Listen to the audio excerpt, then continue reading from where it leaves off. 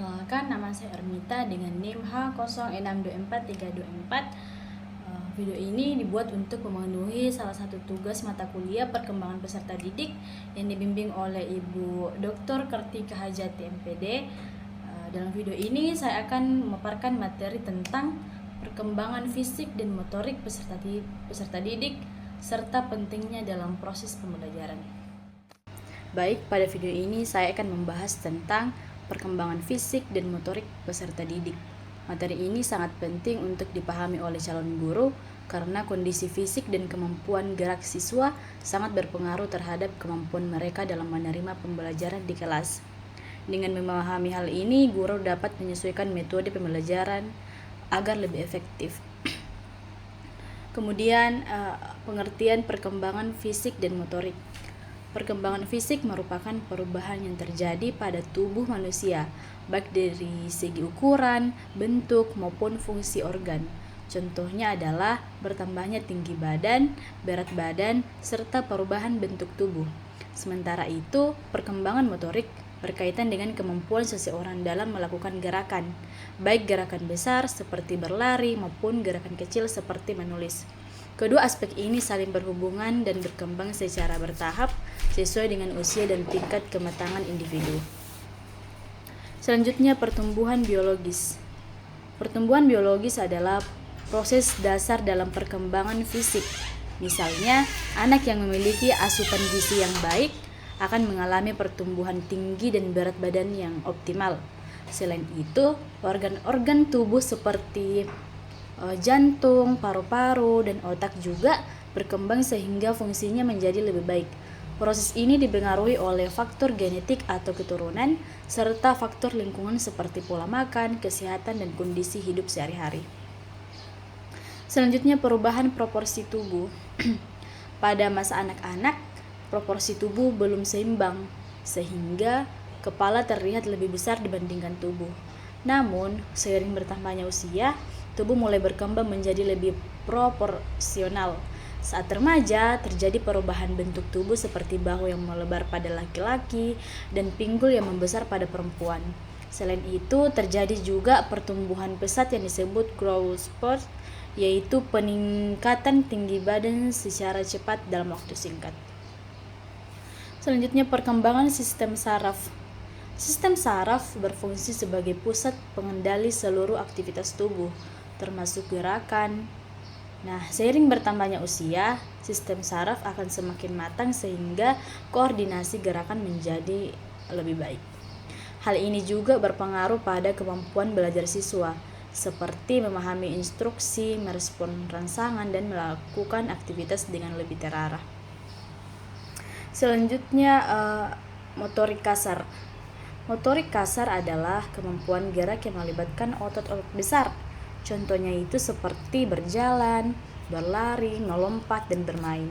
Kemampuan ini berkembang sejak usia dini dan sangat penting untuk mendukung aktivitas fisik sehari-hari serta menjaga kesehatan tubuh manusia. Dan juga motorik halus berkaitan dengan gerakan yang menggunakan otot kecil, terutama pada tangan dan jari. Kemampuan ini membutuhkan koordinasi yang baik antara mata dan tangan.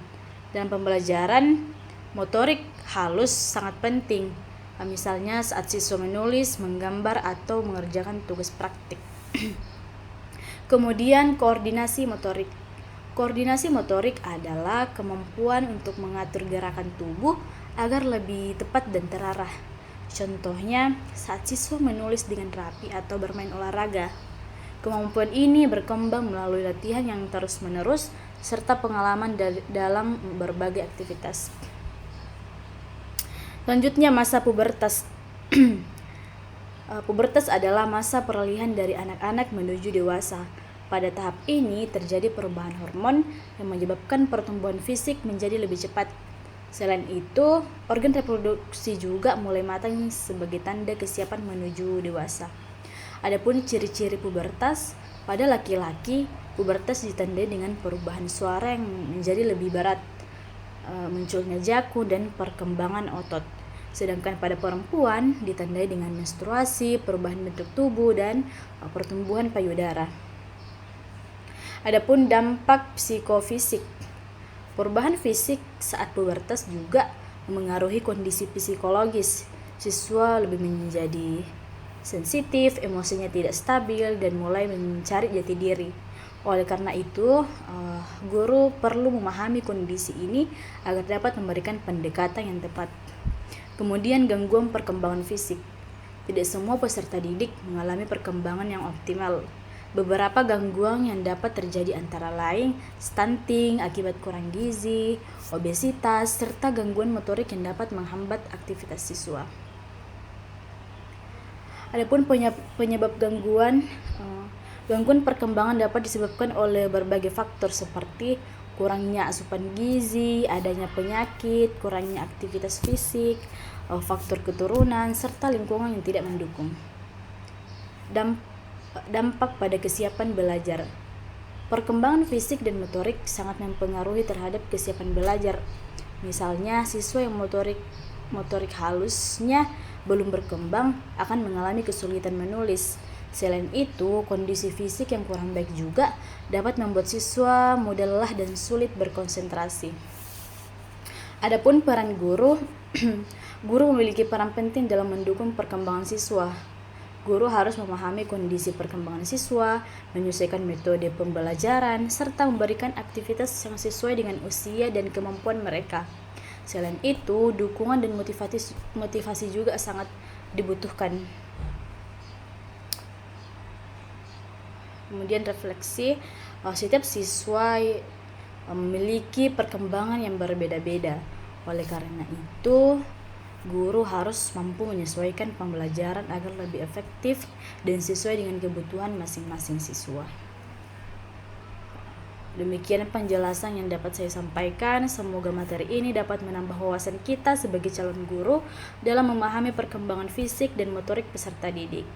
Sekian dari saya. Wassalamualaikum warahmatullahi wabarakatuh.